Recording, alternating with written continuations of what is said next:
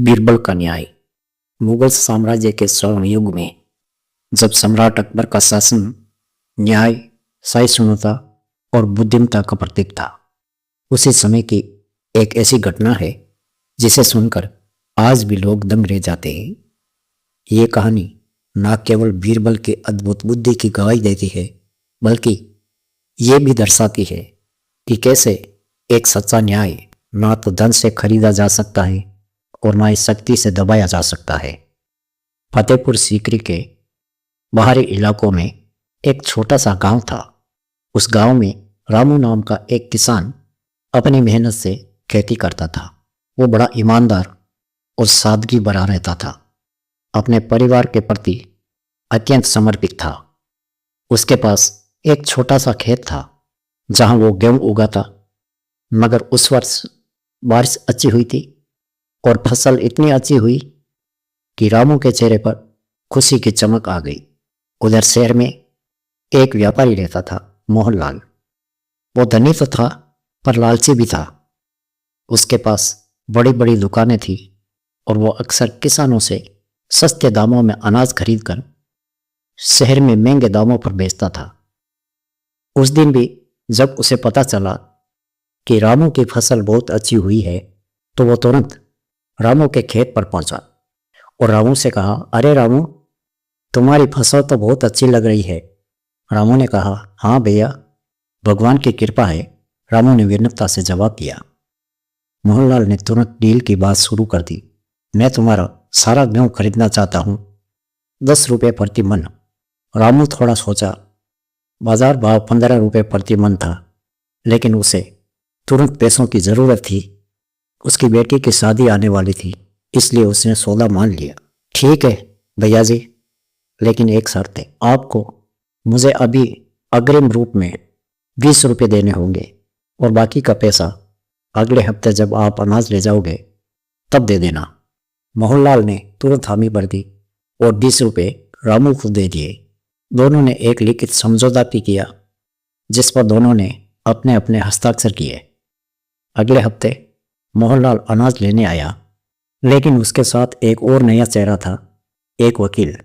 जैसे ही रामू ने अनाज लादने के लिए बैलगाड़ी तैयार की, मोहनलाल ने कहा, रामू, तुम्हारा गेहूं तो खराब है, इसमें कीड़े लगे हुए हैं, मैं इसे नहीं ले सकता। रामू हैरान रह गया। क्या? यह तो बिल्कुल ताज़ा और स्वच्छ है, आप खुद देख लीजिए। लेकिन मोहनलाल ने जोर देकर कहा, अनाज खराब है और वो ना तो बाकी का पैसा देगा और ना ही अनाज लेगा।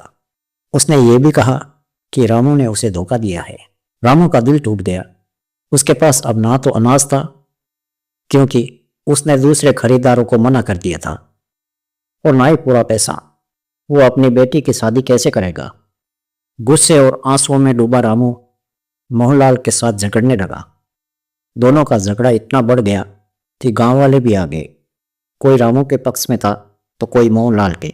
अंत गांव के मुखिया ने सुझाव दिया कि दोनों अकबर के दरबार में जाए, क्योंकि वहां न्याय निश्चित है।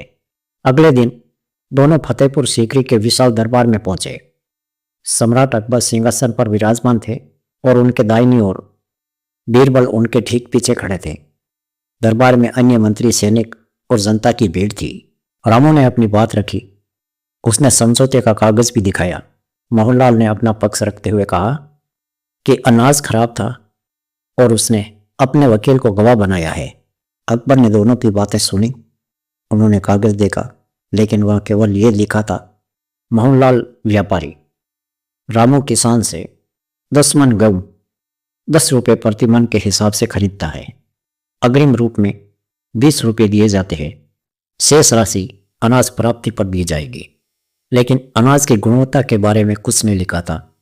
अकबर ने सोचा, अगर अनाज खराब था तो मोहनलाल को शिकायत करने का अधिकार है, लेकिन अगर वह झूठ बोल रहा है तो रामू को नुकसान हुआ। सम्राट ने दोनों पक्षों से प्रश्न पूछे, लेकिन कोई इस पर सबूत नहीं मिला। अकबर ने अपने मंत्रियों की ओर देखा। सभी चुप थे। ये एक ऐसा मामला था जहां शब्दों के खेल में सच्चाई छिप गई थी। अंत अकबर ने गहरी सांस ली और कहा, यह मामला इतना जटिल है कि मैं इस पर तुरंत फैसला नहीं दे सकता। बीरबल, तुम इसका न्याय करो। बीरबल ने हंसते हुए कदम आगे बढ़ाए। उन्होंने दोनों पक्षों को ध्यान से सुना, फिर कहा, महाराज, इस मामले का निर्णय करने के लिए मुझे 1 दिन का समय चाहिए। कृपया कल इन दोनों को फिर से दरबार में बुलाएं। अकबर ने सहमति जताई। अगले दिन जब दरबार भर गया तो बीरबल ने एक अजीब आदेश दिया। मोहनलाल, तुम्हें अपने घर से एक बड़ा बर्तन लाना होगा जिसमें कम से कम 50 मन अनाज आ सके। और रामू, तुम अपने खेत से 1 मन गेहूं लाओगे। दोनों हैरान रह गए, लेकिन आदेश का पालन किया।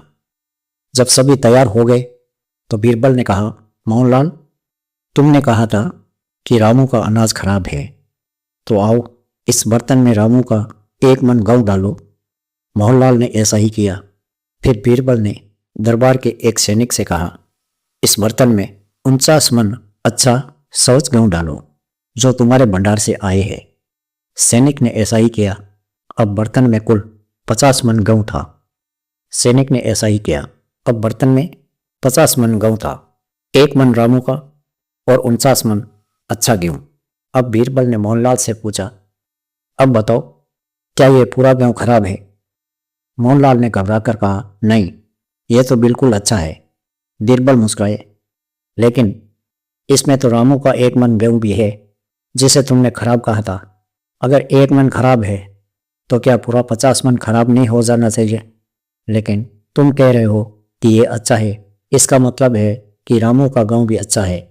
मोहनलाल का चेहरा फीका पड़ गया। वो कुछ बोल नहीं पा रहा था।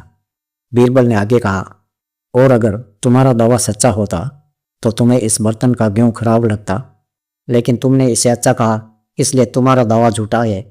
फिर बीरबल ने अकबर की ओर मुड़कर कहा, महाराज, मोहनलाल ने जानबूझकर रामू को धोखा देने की कोशिश की है। उसे न केवल बाकी का पैसा रामू को देना चाहिए, बल्कि उस पर जुर्माना भी लगाया जाना चाहिए, ताकि भविष्य में कोई और किसान ऐसा ना झेले। अकबर मुस्कुराए। उनकी आंखों में ग्रह था।